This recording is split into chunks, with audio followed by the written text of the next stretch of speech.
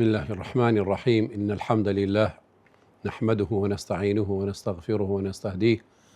ونعوذ بالله من شرور أنفسنا ومن سيئات أعمالنا، فمن يهده الله فلا مضل له ومن يضلل فلا هادي له، ونشهد أن لا إله إلا الله وحده لا شريك له، ونشهد أن محمدا عبده ورسوله صلوات الله وسلامه عليه وعلى آله وصحبه ومن تبعه بإحسان إلى يوم الدين. لسرتاوە داواکارم لە خوای گەورە تاعات و عیبادەتی هەموو لای قبول بکات و خوای گەورە ئینشاءالله ئەو مانگەیەمانەوە بکاتە مانجی خێر و خۆشی و مانجی سەرکەوتنی مسلمانان و ئەمن و ئاسایی و ئارامیش لە هەموو وڵاتی مسلمانان. مەڕێزان، ئێمە لەو زنجیرە بابەتەکانی بەخشەکانی نورانی ڕەمەزان باسمان کرد، بە تایبەتی لەو چەند حەڵەقەی باسی تاقوامان کرد کە تەقوا زۆر بەخشەی گەورەیە لە سەرەتای ئاەتەکەی قورئان کە خوای گەورە ئاماژەی پێدەکات و گەورەترین بەخشەکانی ڕەمەزان ئەوەیە لەعەلەکم تەتەقون، کە باسی پێناسەی تەقوامان کرد و هەروەها باسی گەوراتی و فەڵی تەقوامان کرد و نیشانەی متەقینمان تێدا باس کرد و خەڵاتی تەقوا و بەرهەمەکانی تەقوا. ئێستا کەش حەز دەکەین تەواکەری ئەو بابەتەیە باسی بکەین، ئەویش وەسائل تەحقیق التەقوا. ئایا ئێمە بە چ وەسیلەیەک بە چ ئامرازێک ئێمە دەتوانین ئەو تەقوایەی بەدەست بهێنین، با بزانین لە ڕوانگەی دەقەکانی قورئان و سوننا ئێمە چۆن دەتوانین ئەو تەقوایە بەدەست بهێنین.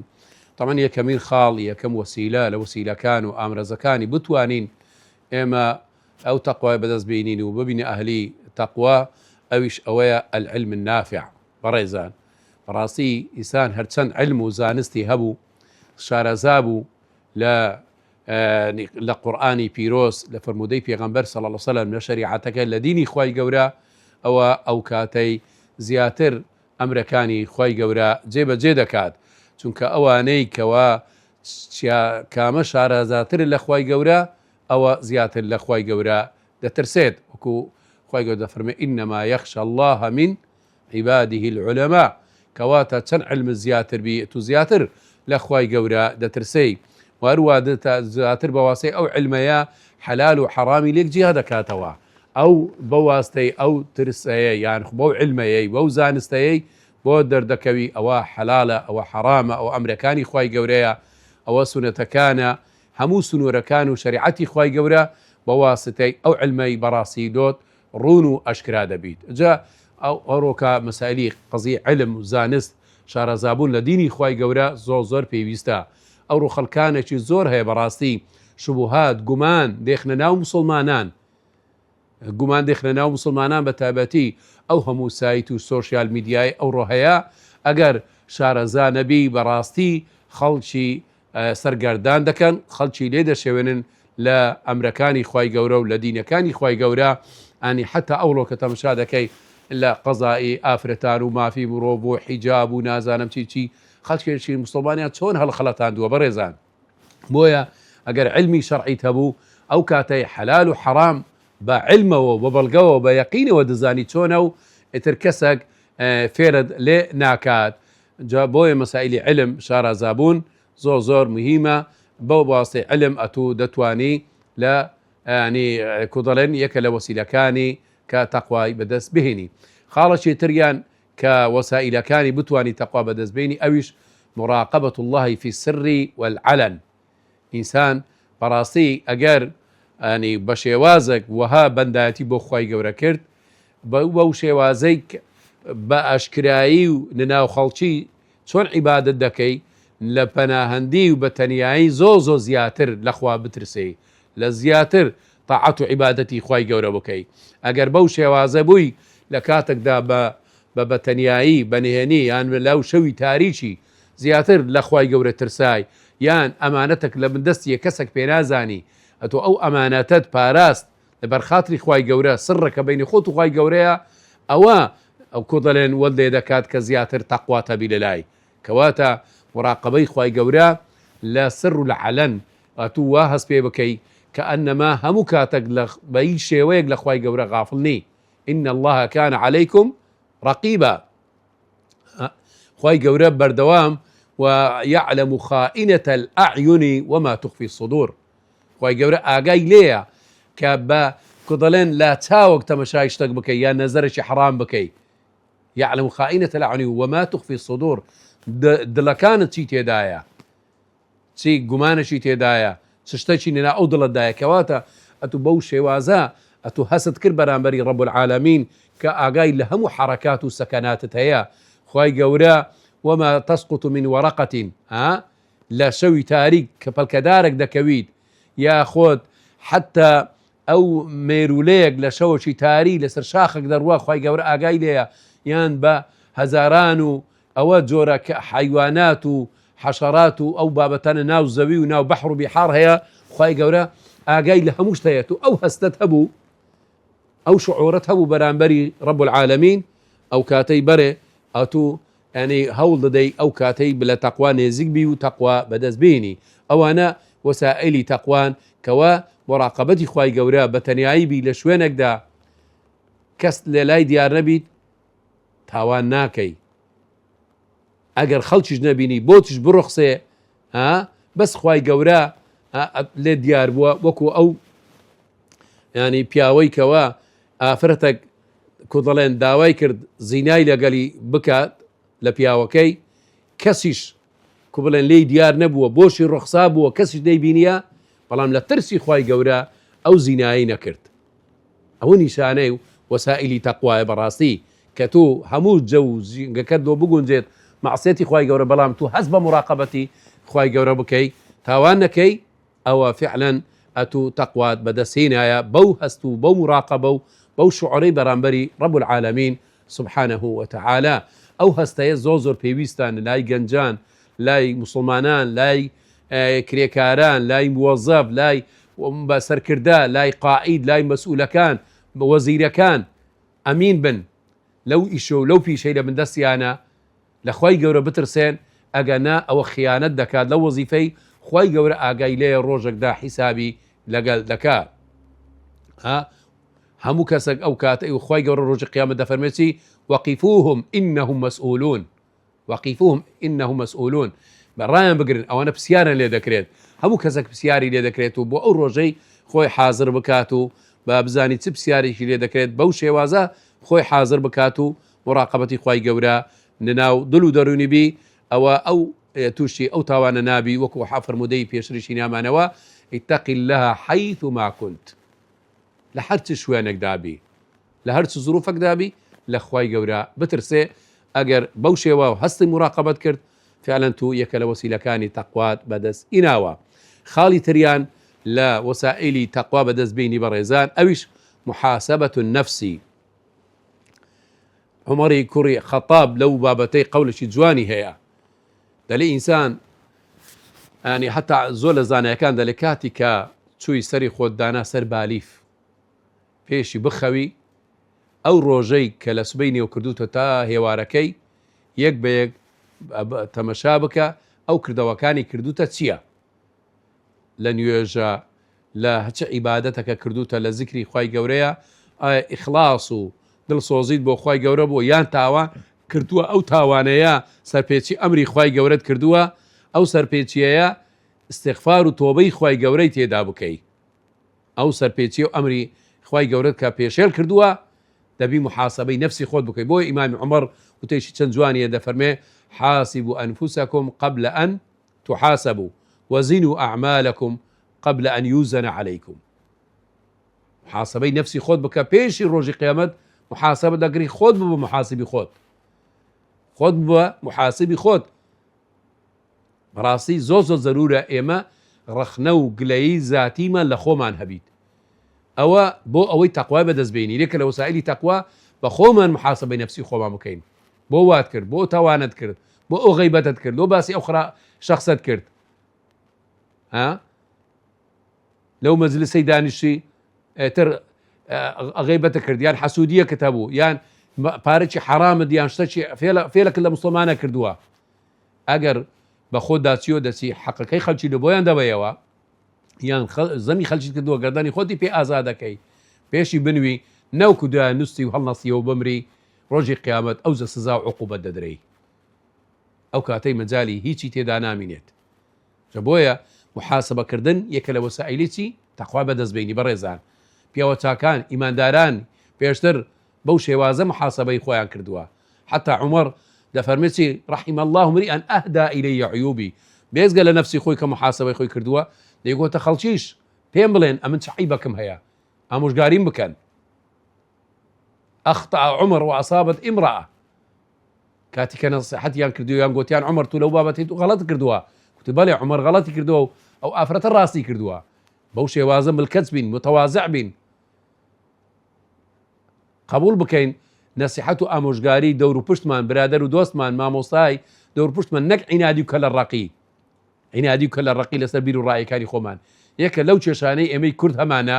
بەڕاستی لە بواری سیاسیە لە بواری زانستیە علمیە سبحان الله دەمار گیریە ئەگە یەکە نەسیحەتی بکات ملکەت نابی بۆ ئەمری خوای گەورە کە گوتت قال الله وقال الرسول بڵێ سمعنا وأطعنا بەڕێزان ئەوە هەستێکی ئیمانیە بەڵام ئەو کو دروست دەبی بە یەکتاپەرستی بە تەوحید بە ناسینی خوای گەورە بۆیە زۆر ئێمە بەڕاستی لەو بابەتایی مەسالی محاسبەی نفسی خۆمان زۆر لاوازین ینی کاتی پێشی دەنوی هەموو شەوەک هەوڵ بدە محاسبەی نفسی خۆت بکە لەو ڕۆژەی چ ئەم سەرپێچیەکت کرد چ تەقسیرێک کردووە چ ئەمرێکی خوای گەورە جێبەجێ نەکردووە وەکو ئەو قەولەی ئیمامی عومەر کە قەولێکی زێڕینە بەڕاستی حەقی هەیە لە ژووری نووسنەکەی خۆمان لەسەر سیستەمیە لەم بەرامبەری خۆتە لەو حەیەکە دابنەی بنووسیەوە وحاسبوا أنفسكم قبل أن تحاسبوا والله ئەوە لەو حەی بنووسیەوە لە ژۆری نووسنەکەت لە بەرچاوی خۆت دابنێ یان لە ناو دیوەخان دابنەی کاتی میێوانت دێ کاتی باسی خەڵکی فلان و فیسار دەکرێ ئەوە لە بەرچاوی بی وحاسبوا أنفسكم قبل أن تحاسبوا والله ئەگەر ئەوەت لە بەردە چاوی بی یان إن الله كان عليكم رقيبا ئەو ئاەتە و ئەو بابەتانت لە بەرچاوی بی ئەو کاتی ئاگادارت دەکاتەوە کەوە تووشی تاوان نەبی و گوناح نەبی یان تاوانت کردبی لەو ڕۆژەیدا ئەتوو لەو تاوانەکەی خۆت پەشیمان دەبی و تۆبە و استیغفار دەکەی لە رب العالمین بەو تاوانەوە ناخەوی بەڵکو بە کودەڵێن بە مێشکەشی ئارام و تۆبە و استیغفار لە تاوانەکەی خۆت کە زۆر پێویستە بەڕێزانە و خاڵەیە ئێمە لەسەری ینی ئیش بکەین و بۆ ئەوەی ئەو تەقوایەی بەدەست بهێنین ئەگەنا حاڵمان خۆش نابیت والعیاذ بالله خاڵی ترمان لە خاڵەکانی وەسائلی دەستهێنانی ئەو تەقوایە کە تەقوا خەڵاتەکی گەورەی ڕەمەزانە ئەوش مهمە ئەویش مەسەلەی صحبەت الصالحین بەڕاستی پیاوچاکان وەکو عولەمان دەڵێن الصاحب ساحب دۆست و برادەر ڕاددەکێشی ڕاکێشەرە و پێغەمبەریش صلی الله علیه و سلم دەفەرمێ المرء على دینی خەلیلی فلينظر أحدكم من يخالل أخاه ئینسان لەسەر دینی برادەریتی دۆستەکەیتی بابزانی هەر یەک لە ئێوە چ دۆستەکی لۆ خۆی هەڵدەبژێری چ دۆستەکی لە خۆی هەڵدەبژێری بۆیە بەڕاستی ئەگەر دەدوێت ینی یەک وەسائلی تەقوا بەدەستبینی ئینسانی متەقی بکە دۆستی خۆت ئینسانی لە خواترس ئەو کاتەی هەڵسوکەوتی ئەو برادەرە و ئەو دۆستەیەت وەلێ دەکا ئەتوش وەکو ئەو بی ئەوە زۆر مهمە کە تۆ ئەو برادەر و ئەو دۆستانە تاثیر و کاریگەری لەسەر دەبی و خاڵی تری لەو خاڵەکانی کەوە وسائلی تەقوا بەدەستبینی بەڕێزان ئەویش ئەوەیە الابتعاد عن مواطن الفتن ئەوڕۆ کە زۆرە بەڕێزان فتن سایتەکان هەندێک سایتە و هەندێک گروپاتە جێی فتنەیە جێی تاوانە جێی گومانە خۆڵی دوورکەوە نەچونە ئەرێ دەبی چی تێدابی بەوەکو حب الاستطلاع زۆر لە گەنج و زۆر خەڵکەیە یان هەندێک سایتی بەس جێگای شوبهات و گومانە بچێ ناوێ تو لەو ئاسەی دانی سەر دەدێشەوێنن شوێنی فتنە جێگایەکە مووقعەکە ینی جێی گوناحە تاوانە بازارەکە شوێنەکە خۆت لێ دوورکەوە ئەوە بەڕاستی یەکە لەو وەسائلانێکەوە تەقوا بەدەستدەینی ئەو شوێنی فتنە بی شوێنی تاوانبی شوێنی دینی لێ تێک دەدا ئیمانت لێ لاواز دەکات دەبی خۆتی لێ بە دوور بخەی ئەگەر نا بەڕاستی ئەو تەقوایەکەت لە لای کز و زعیف دەکات چونکە الئیمان یەزید بالطاعة وينقص بالمعصية ئەو ئیمانەت کاتی لەناو طاعەت و عیبادەتی خوای گەورە زیاد دەبیت چێروی ئیمانەکەت زیاد دەبی بەڵام چییە شوێنی تاوان شوێنی خراپە و معسیە ئەوە ئێتر ئیمانەکەت لاواز دەبیت و ئەو کاتی تەقوایەکەتیش لاواز دەبیت و یاخۆت تەقوا لە دەست دەدەی جەوە زۆر خەتەر و ترسراکە بەو شێوازە ئەوە چەند وسائلك ببوت بدا سيراني تقوى لسر الآخري أسري تقوى لسر تاكو لسر كومالغا سن أسرو تأثيرها براستي إنسان كبو أهلي تقوى أو تاكيدنا أو كومالغايا تاكشي زور باكو خاوينو سود بخش دبي أو تاكا يكا دوا مامۆستایە فەرمانبەرە مۆزەفە کرێکارە خوێنکارە طالبە هەرچی فەردەکە کچە ئافرەتە پیاوە یعنی هەر یەک لەو تاکانە نەناو کۆمەلگا سیفەتی تەخوای بەدەستینە ئەو تاکەیە دەبتە تاکەچی زۆر چاک و سوود بەخشنا ئەو کۆمەلگایە جێگای ئەمن و ئەمان دەبی نەناو ئەو کۆمەلگایە دوای ئەوە ئەو کۆمەلگایەش کۆمەلگایەکی زۆر ئەمن و ئاسایی و ئارام و خۆشی و بەختەوەری تێدا دەبیت ئەو کاتەی بە ئەوکو پێخوای گەورە کە دەفەرمێت دەربارەی ئینسان کاتی کە متەقیب و کردەوەی چاچی کرد دەفەرمێ من عمل صالحا من ذكر أو أنثى